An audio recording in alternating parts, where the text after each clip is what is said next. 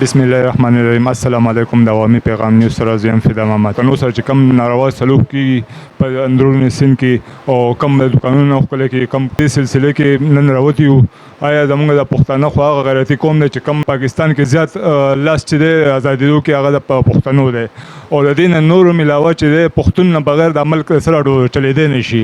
خو زموږ د پښتنو سره کم سلوک کیږي، کم توپانی مهنګي په باندې نور مسایل زموږ په ټول چې زموږ د پښتنو راولي، نو دا په دې باندې د دې مخنیوي وشي. موږ حکومت خاص ته دا وینا کوو کم ناروا سلوک چې کیږي د دې مخنیوي وشي. په دې سلسله کې موږ په دا وخت کې موږ د ډاکټر خالد محمود په ځای کې موجود یو. د دې حوالې سره موږ د هغه نه یو څو زموږ د پښتنو سره کم سلوک کیږي ناروا په دې په باره کې تاسو وایي. د ټولو نه مخکې خو زه د پیغام عوامي نیوز والا ډېره زیاته شکریه ده کوم چې هغه راغلل او نن په دې اهم قومي مسله باندې زموږ سره بحث کوي. تاسو ټولو ته معلومه ده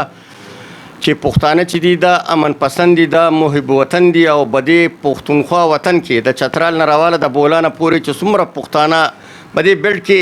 آباد دي، دا امن پسند خلک ته، مهمان نواز خلک ته. او بیا دا ډیره اهم او د خوشحالۍ خبره دا ده چې په سین او په کراچۍ او په حیدرآباد کې چې څومره پښتانه اوسېږي، نو کراچۍ، سین، حیدرآباد دا د پښتنو په خولو باندې جوړه شوې ده او د پښتنو په خولو باندې آباده شوې ده. نن چونکې ډېر د افسوس خبره ده، ډېر د افسوس مقام دی چې نن په سین کې د سین د حکومت په موجودګۍ کې د پښتنو سره چې کم ظلم روان دی، کم بربریت روان دی، داسې موږ د دنیا په تاریخ کې د دې مثال موږ نشو ورکولی. تاسو ټولو ته معلومه ده چې کاروبار چې دی هر پاکستان چې دی دا یو فیډریشن دی، بدې کې پنجابي، سیندي، بلوچي او پښتن قام اوسېږي بدې خپلو خاورو باندې. نو موږ د تعصب او د نفرت په بنیاد باندې هیڅ چاته نه ګورو، نه د چا نه موږ کرکه کوو، نه موږ د چا نه سوال کوو، نه موږ د چا نه خیرات غواړو، نه موږ د چا نه زکات غواړو. خو موږ ته باقاعده طور باندې د پاکستان آئین دا اختیار راکړی دی، د 1973 آئین دا اختیار راکړی دی چې په کوم ځای کې پاکستانی چې د پاکستان شهریت وسره، د پاکستان شهري، د پاکستان شناختی کارت وسره، هغه په هغه ځای کې پاتې کیدی شي. خو چونکې دا افسوس خبره دا ده چې کله دلته کې د نن 10 کاله مخکې آی ډي پي شوي دا خلک، نو د کشمور په پاټک باندې دا نمونه تعصب او دا ناروا سلوک زموږ په هغه وخت کې د پښتنو سره شوی. نن بیا هغه تاریخ بیا دوهراولی کېږي چې د اختر په 2 درېیمه ورځ باندې چې په حیدرآباد کې څومره پښتانه دي او د هغوی څومره هوټلې دي، په هوټلو کې د هغوی بېعزتیانې شوي دي، په دوکانونو کې د هغوی بېعزتیانې شوي دي، بلکې کارونه پې بندوي، بلکې دمکیانې وله ورکوي. او بل طرف ته که ته وګورې نن په حیدرآباد کې او په سین کې چې څومره په ټرانسپورټ کې پښتانه د یو ځای نه بل ځای ته مزل کوي، د هغه ځای نه سیندیان ناکوزۍ، هغه تعصب پسندانه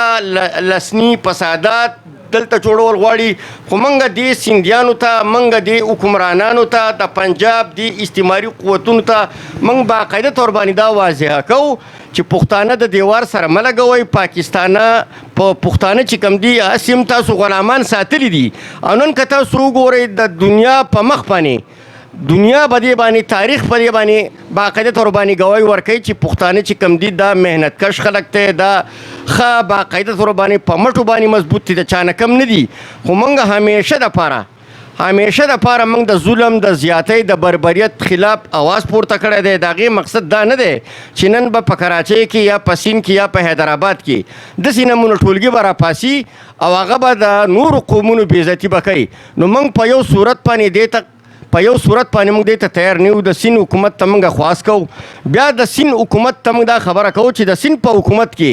ټول قام پرست پارټیانې به دې کې باقاعده طور باندې په حکومت کې شریکې دي، په مرکزي حکومت کې شریکې دي. کم از کم موجوده مرکزي حکومت، صوبایي حکومت، بیا سبزرداري صاحب شو چې زموږ دپاره ډېر قابل احترام دی. هغو له پکار دا دی چې دا پښتانه چې کوم دي دا د خپلو سینو سره ولګوي. څنګه چې سیندي ته د حق حاصل دی د کاروبار، دغسې پښتن ته حاصل دی، داسې پنجابي ته حاصل دی، داسې بلوچي ته حاصل دی، داسې سرایکي ته حاصل دی. بیا تاسو راوالئ چې په هر سخت وخت کې د پاکستان په جوړېدو کې هم د دې پښتن قام لاس و، د دې پښتن قام مشران چې کوم دي هغه پکې شهیدان شوي د دې خاورې دپاره، که هغه د باچا خان په شکل کې دي، که هغه د خان شهید عبدالصمد خان په شکل کې دي، که هغه د نورو لیډرانو په شکل کې دي. خو د دې خپلې خاورې سره یې مینه کړې ده، د خپلې خاورې سره یې محبت کړی دی. نو موږ د دې پر زور مذمت کوو. دا کوم واقعیت چې شوي دي، که دا واقعیت کم از کم روکتام ونه شو نو د دې نه به یو نسلي فسادات یو جنگ طرف ته به خبره لاړ شي که ستاسو یادي د نن نه یو 20 کاله مخکې په کراچۍ کې مهاجرو او د پښتنو به یو جګړه به روانه یو فساد یو تباهۍ طرف ته روانه یو طرف ته تاسو ولیدل چې په دې ملک کې معاشي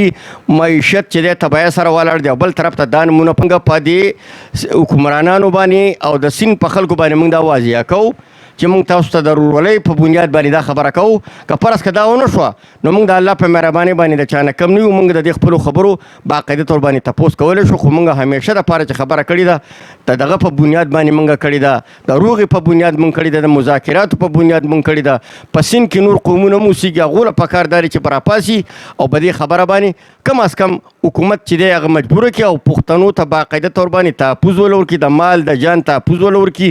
او څنګه چې د نورو قومونو خیال ساتلی کېږي دغسې د پښتون قام خیال وساتلی